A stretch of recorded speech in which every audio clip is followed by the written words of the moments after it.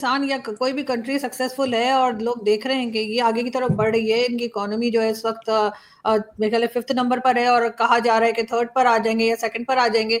इस किस्म की बातें की जा रही हैं और दिखाई भी दे रहा है काम होता हुआ, तो फिर सभी लोग जो हैं वो उनसे बिल्कुल जपियां भी पाएंगे और जाके बैठेंगे भी। और ये इंडिविजुअल के साथ भी होता है। बहुत से समटाइम मेरे दोस्त जो है वो बात हम लोग करते हैं, कभी अगर हम यूट्यूब की बात करें, हम वैसे बात करें तो मैं उनको कहती हूँ कि यार गेस्ट के पीछे पीछे मत फिरो, अपने आप को इस काबिल बनाओ कि गेस्ट तुम्हारे पीछे फिरे। तो वो वाली बात है कि अपने आप को इस काबिल बनाएं कि लोग आपके साथ बैठना पसंद करें। आपने बहुत सी कमजोरियां होती हैं और कंट्री में अभी भी, इंडिया में बहुत कमजोरियां होंगी, कई ऐसी चीज होंगी जिसके ऊपर उनको काम करने की जरूरत है और करना भी चाहिए, लेकिन फिर भी वो आगे जाते हुए दिखाई दे रहे हैं। पाकिस्तान के साथ प्रॉब्लम ये है कि हमारी कमजोरियां ही कमजोरियां हैं। हम किसी एक जगह पर भी ऐसा नहीं दिखाई दे रहा कि जहां हम कुछ बेहतर हो रहे हो या जहां हम थोड़ा सा ग्रो कर रहे हो, जहां पे लोग समझें कि हाँ हम आगे बढ़ सकते हैं।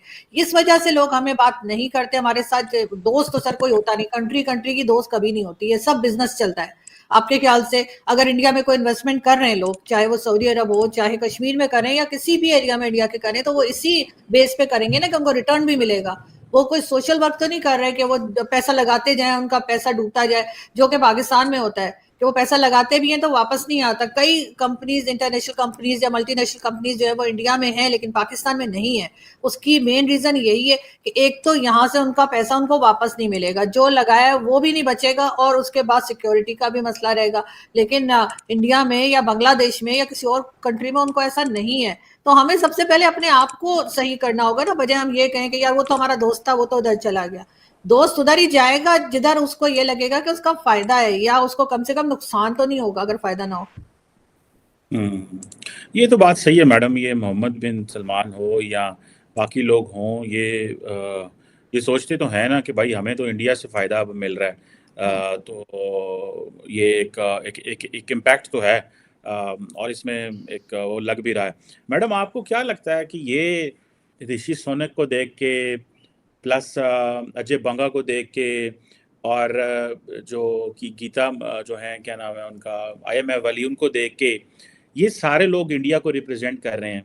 आज अगर पाकिस्तान ने भी एजुकेशन पे और बड़ी यूनिवर्सिटियों पे पैसा लगाया होता, अपने बच्चों को हार्वर्ड भेजा होता, जो कि हमने बहुत सारों को भेजा है, लेकिन साथ में हमने पैरेलल मदरसे भी खड़े किए हैं, तो आज we would have been very proud अगर एक IMF और वर्ल्ड बैंक का जो बंदा है पाकिस्तानी होता और वो हमें इंडिया में रिप्रेजेंट कर रहा होता, या ना रिप्रेजेंट कर रहा होता, इंटरनेशनल प्लेटफॉर्म की तरफ से जाता। लेकिन आज मैं गीता को देख रहा था, जो IMF की मैनेजिंग डायरेक्टर हैं, कि वो साड़ी लगा के मिल रही हैं।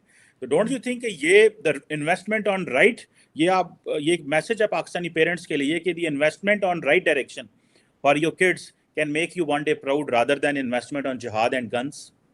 बिल्कुल सर, ऐसा ही है। और ये सिर्फ पेरेंट्स का ही नहीं है, ये पूरी सोसाइटी का ये प्रॉब्लम है हमारे यहाँ। और हमने जो है, अगर हमने किसी को बना भी दिया होता तो हम उससे वहां पर भी हम जो रिलीजन के ऊपर ही बात कर रहे होते या वही लेके चल रहे होते, जो कि मेरा ख्याल है स्कूल कॉलेजेस में बिल्कुल बंद हो जानी चाहिए। रिलीजन की स्टडीज बिल्कुल नहीं करवानी चाहिए। और अगर किसी का कुछ भी मजहब है वो घर में पढ़े आराम से, जो पढ़ना है पढ़िए, कोई नहीं रोक रहा। लेकिन स्कूल में अब हमने देखिए ना कि हमने हमारे यहाँ जो एक वाहिद साइंटिस्ट जिनके लिए हम कहते हैं कि नोबेल प्राइज लेकर, हमने उनका क्या हाल किया। हमने उनको बेचारों को इतना तंग किया कि पहले तो यहीं से पाकिस्तान से उनको जाना पड़ गया, उसके बाद भी आज भी हम उन्हें बुरा भला कहते हैं। तो पाकिस्तान में ये बहुत बड़ा इशू है, जिसकी वजह से भी पाकिस्तान में कोई इस तरह के स्टूडेंट्स हमें नजर नहीं आए, कोई इस किस्म के लोग हमें दिखाई नहीं दिए।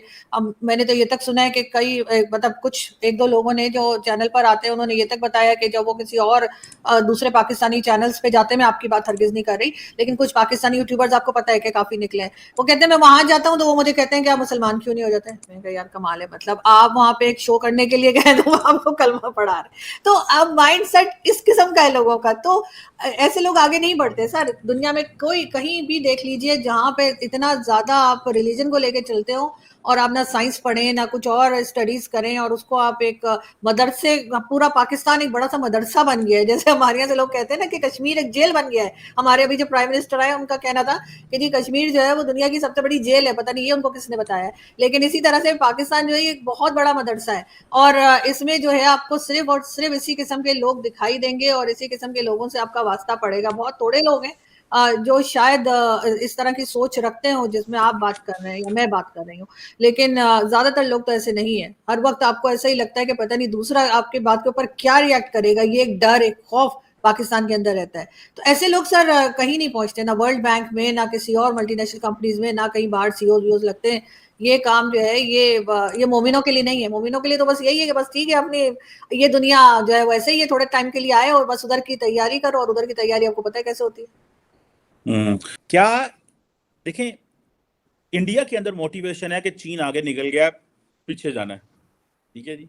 हमारे अंदर एक मोटिवेशन एक दौर में रही कि इंडिया का न्यूक्लियर बना लिया हमने, न्यूक्लियर बनाना है। उसके बाद हमें कभी इंडिया को compete करने या फॉलो करने की मोटिवेशन ही रही। इंडिया के अंदर आप कभी इंडियन जनरल से बात करें या उनके एम्बेसडर से बात करें या उनके लोगों से बात करें, तो वो कहते हैं ये जो चीन ने हमें टफ टाइम दिया, ये बहुत अच्छा किया है, इससे एक कंट्री की ट्रिगर हुआ है, स्ट्रगल, आगे जाना, भाग दौड़। इंडिया ने क्वाड का मेंबर बना बिकॉज उनको पता था चाइना बॉर्डर पे आ गए थे, ये ना हो हथापाई काम शुरू हो जाए। आपको लगता है कि struggle will trigger in Pakistanis और एलीट कि नहीं यार आप देखें यार बिस्ती होने ही होना ही है, ज्यादा नहीं, इतना ज्यादा गैप नहीं होना चाहिए, ठीक है। आपको लगता है कि ये कुछ चीज मोटिवेट कर सकती है एज ए नेशन पाकिस्तान को?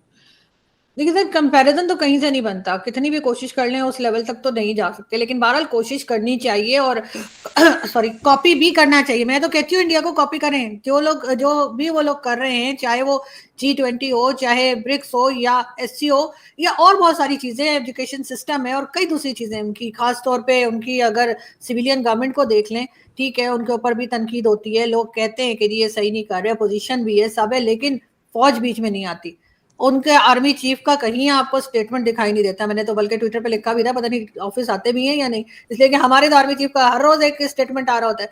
तो उन्होंने, इवन बांग्लादेश में भी यही कहा जाता है कि उन्होंने हर किसी को अपनी जगह पे रखा है, जो मौलवी हैं उनको उन्हीं के काम तक रखा है, फौज को उसी के काम तक रखा है। यहाँ पर सारे काम उल्टे हैं, यहाँ पर हर चीज जो है वो फौज ने हाथ में ले रखी है। अब इस वक्त भी जी वो इकोनॉमी ठीक कर रहे हैं, वहां पे जो TTP के अफगानिस्तान बॉर्डर पे रोज छितर मार के जा रही है, वो देखने का टाइम नहीं है। लेकिन हाँ, यहाँ पे इकोनॉमी भी ठीक करनी है, सियासत भी चलानी है, इलेक्शंस भी नहीं कराने, इलेक्शन में खड़े भी नहीं होना है।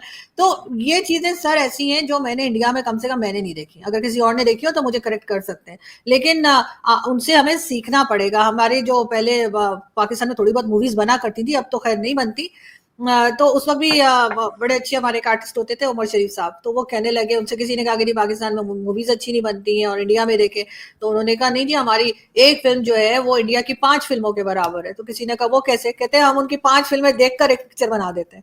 तो वो फिर हमें काम आसान हो जाता था। तो खैर वो मजाक कर रहे थे, बट स्टिल बहुत सी ऐसी फिल्में जो हमने इंडिया से कॉपी की। तो हम जब फिल्में कॉपी कर सकते हैं, गाने कॉपी कर सकते हैं एक दूसरे के, क्योंकि कुछ सॉन्ग्स तो खैर इंडिया ने भी हमारे लिए, मगर ये है कि फिर हम बाकी चीजों में कॉपी क्यों नहीं कर सकते?